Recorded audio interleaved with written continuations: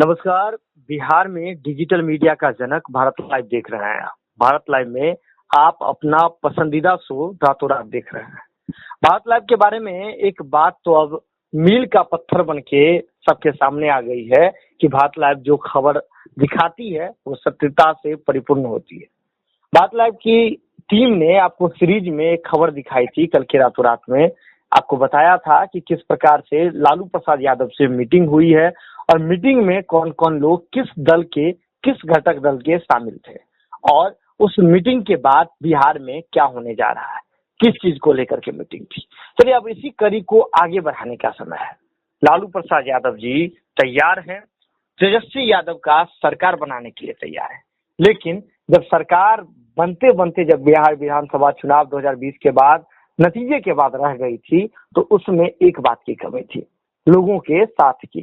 तो अब सबसे बड़ा सवाल उठता है कि लोगों का साथ कौन कौन है, यानी कि तेजस्वी यादव के साथ लालू प्रसाद यादव की अगुवाई में साथ देने के लिए कौन कौन तैयार है।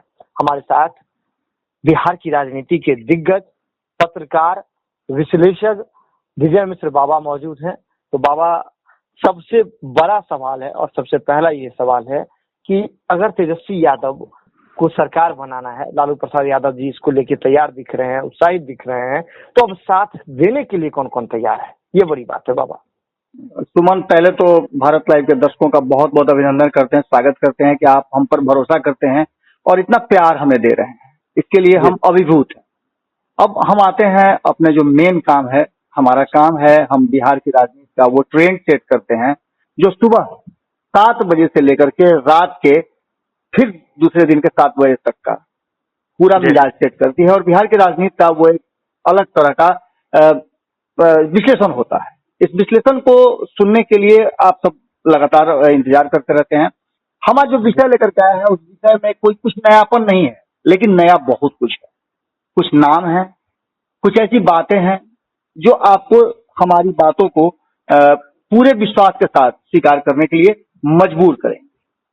कल हमने जिस तरह का सुमन बात रखा था कि किस तरह से दिल्ली में जमावड़ा लग रहा है और जमावड़ा लगाने वालों में कौन कौन लोग हैं, इधर नीतीश कुमार ने भी उन लोगों को दरकिनार करते हुए जो भारतीय जनता पार्टी के बहुत करीब थे, उन लोगों को साइड करते हुए एक नई टीम बनाने का प्लान बना दिया है। ये भीतर खाने की खबर है और इन सारी खबरों को कहीं ना कहीं अगर कड़ियों को कड़ी से जोड़े तभी जाकर के आपने देखा होगा कि सिक्कर तैयार होता है, चेन, जिस चेन में आप ताला मार करके बंद करते हैं। अब उसकी तैयारी शुरू हो रही है। लालू प्रसाद और नीतीश कुमार के बीच में जिन कारणों को लेकर के अलगाव हुआ था 2017 में, हम उसकी चर्चा नहीं करेंगे। हम चर्चा करेंगे कि क्या संभावनाएं हैं कि बिहार में चुनाव न होकर के फिर से सरकार बन जाए। कल हमने इस बात को कहा था सुमन जी, बिल्कुल। और भारत लाइव के दर्शकों को भी याद होगा कि चुनाव में जाने के लिए विधायक तैयार नहीं है। उन्हें इस बात का अंदेशा है कि वो चुनाव में जाएंगे तो जीतेंगे या नहीं जीतेंगे।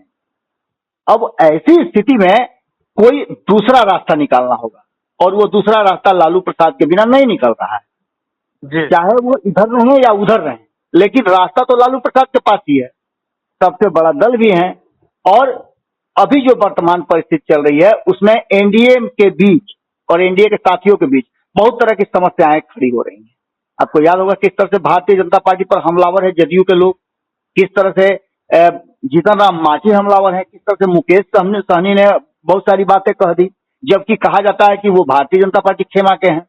लेकिन इन सब बातों के बीच में जब हमारी बातें बिहार के राजनीतिक घरानों के अलग अलग नेताओं से होती है तो वो अपने सारी बातें कहने लगते हैं। जी बिल्कुल।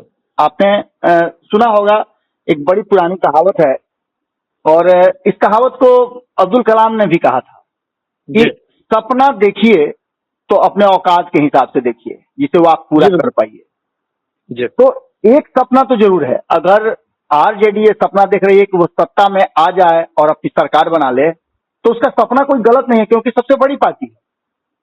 जब सबसे तीसरे नंबर की पार्टी होकर के और चौथे, पांचवें, छठवें, सातवें नंबर पर होकर के जब जीतन राम मांझी और मुकेश सहनी सत्ता का सुख भोग सकते हैं तो आरजेडी क्यों नहीं। इसकी चर्चा अब इस तरह से आप मान के चलिए कि जदयू के बहुत सारे नेताओं ने अब लालू प्रसाद की बड़ाई शुरू कर दी है। उनका कहना यहां तक है कि अब बिहार को और देश को एक अलग नेतृत्व चाहिए। आप समझिए इस बात को, कड़ियां कहां से जुड़ती हैं। नीतीश कुमार को केंद्र की सत्ता में भेजने के लिए और देश के प्रधानमंत्री पद के रूप में देखना चाहते हैं जदयू के नेता। इसका मतलब है कि बिहार का सीट वैकेंट होगा, और जब बिहार का सीट वैकेंट होगा तो कौन उसके लिए माकूल है। जब केंद्र में नरेंद्र मोदी को हटा करके नीतीश कुमार आएंगे तो क्या नरेंद्र मोदी और नीतीश कुमार और भारतीय जनता पार्टी जदयू की दोस्ती रहेगी? बिल्कुल नहीं रहेगी। ऐसी स्थिति में विकल्प क्या है? मांझी विकल्प है? बिल्कुल नहीं है, क्योंकि मांझी के पास संख्या बल नहीं है। मुकेश सहनी विकल्प है, उनके पास संख्या नहीं है। कांग्रेस विकल्प है, नई संख्या है। आप वाम दलों की बात करें, उनके पास नई संख्या है। तो संख्या किसके पास है? लालू प्रसाद के पास। अब लालू प्रसाद की चर्चा जो है उनके पुराने लोग करने लगे हैं। संपूर्ण क्रांति के मनाते समय एक बड़ी बैठक हुई और बैठक में सैकड़ों की संख्या में लोग थे जो लगातार लालू और नीतीश दोनों के करीब रहे। कुछ दिन पहले आपने सुना होगा कि श्याम रजक यूं ही नहीं बोल रहे थे। श्याम रजक ने कहा था कि बहुत सारे नेता हमारे संपर्क में हैं।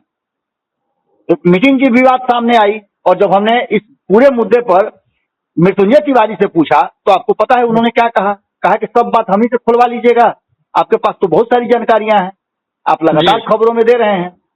यही बात जब हमने भाई वीरेंद्र से पूछा तो उनका भी यही कहना था कि भाई अब खाली उल्टी गिनती शुरू हो गई है, लॉकडाउन खत्म होगा और उसके बाद से हमारी कार्रवाई जो है वो शुरू हो जाएगी।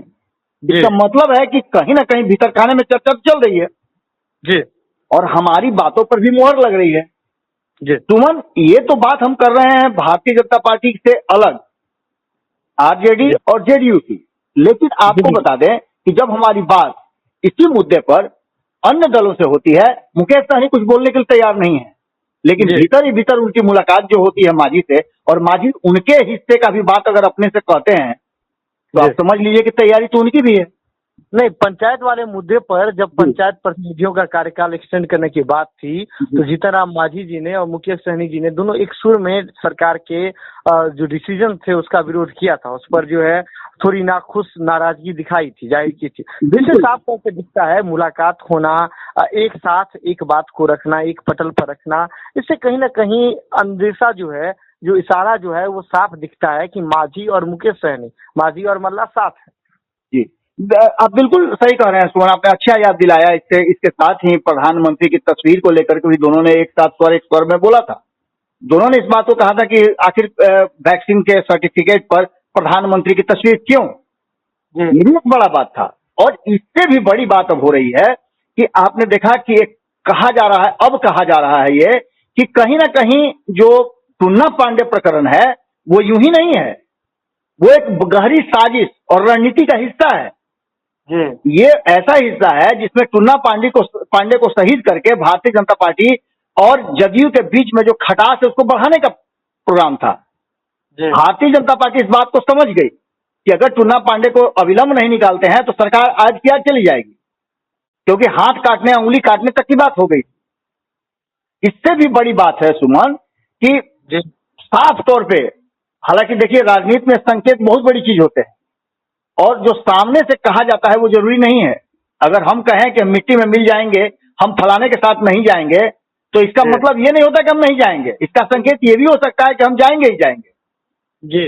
ऐसा बिहार की राजनीति में हो चुका है, राजनीति में होता है बाबा। बिल्कुल बिल्कुल बिल्कुल।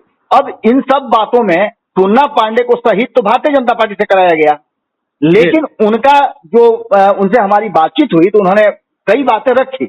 उन्होंने कहा कि शहाबुद्दीन, जिनको लेकर के नीतीश कुमार हमेशा नाक भौं सिकोड़ते थे, उनके इंतकाल के बाद सबसे पहले व्यक्ति थे जिन्होंने फोन किया जी और उनके परिवार से बात की।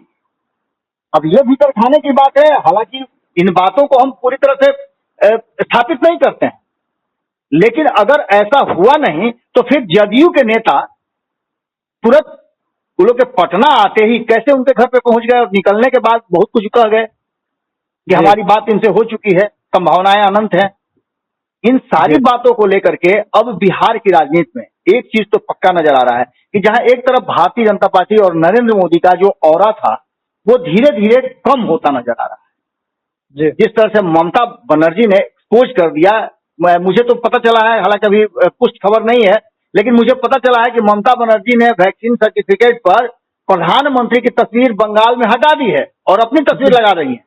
जी ये भी एक बात सामने आई है। इसका मतलब कहीं ना कहीं है कि टकराव की स्थिति में एक बड़ा धड़ा जो है नरेंद्र मोदी और भारतीय जनता पार्टी से तैयार हो गया है। जी भारतीय जनता तैयार दिख रहा है। भारतीय जनता पार्टी जो है अब कहीं ना कहीं बैकफुट पे है और ऐसी स्थिति में नीतीश इन अवसरों का बेहतर पालन करते हैं और अवसरों को अपने कब्जे में कर लेते हैं।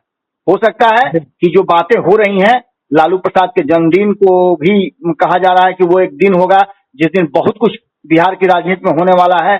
देखने वाली बात यह होगी कि जो बातें हम तक छन छन के आ रही है उसमें कितनी सच्चाई है, लेकिन इतना तो तय है कि बिहार की राजनीति में सुमन कुछ न कुछ बड़ा होने की टुकबुकाहट जो है शुरू हो चुकी है। इससे आप इनकार नहीं कर सकते हैं। जी बाबा, बिल्कुल बाबा, जिस तरह से आपने ये बात बताई, दर्शकों को आपने ये बात बताई कि बिहार की राजनीति में तैयारी पूरी हो रही है। और सबसे बड़ी बात है, टूना पांडे जी से जो बलिदान लिया गया है, क्या बलिदान सार्थक रूप में हो पाएगा? यानी कि बीजेपी जिस एजेंडे पर बढ़ रही है और जिस रास्ते पर अभी जिस दोराहे पर खड़ी है, वहां पर बीजेपी ने अपने विरोध वाली लोगों की एक लंबी फौज भी तैयार कर ली है। लेकिन राजनीति की बात है, राजनीति के बारे में कुछ भी कहना अतिशयोक्ति होती है, और खासकर बिहार की राजनीति के बारे में। तो समय का इंतजार कीजिए, देखिए बिहार की राजनीति में क्या होता है। लेकिन जो बात अभी भारत लाइव की टीम ने आपसे बताई है और भारत लाइव की टीम आप तक पहुंचाई है, इस बात में सत्यता तो है ही। जो है भारत लाइव के साथ दिन की शुरुआत हुई है, खबरों का सिलसिला भारत लाइव पर लगातार जारी है। बहुत बहुत धन्यवाद। अगर ये वीडियो पसंद आई और वह बिहार के राजनीति और बिहारियत से सरोकार रखेनी तो सब्सक्राइब बटन दबा के चैनल के सब्सक्राइब कर ली। ओजे एगो घंटी बा, ओकरा बटन दबा देला से कुल सटीक और मारक खबर रुआ मुफ्त में मिल जाई। अगर रुआ पत्रकारिता के हमनी के नया प्रयोग में सहयोग कर चाहतानी तो ज्वाइन बटन दबा दी। पेटीएम नंबर नोट कर ली 9386816700। धन्यवाद।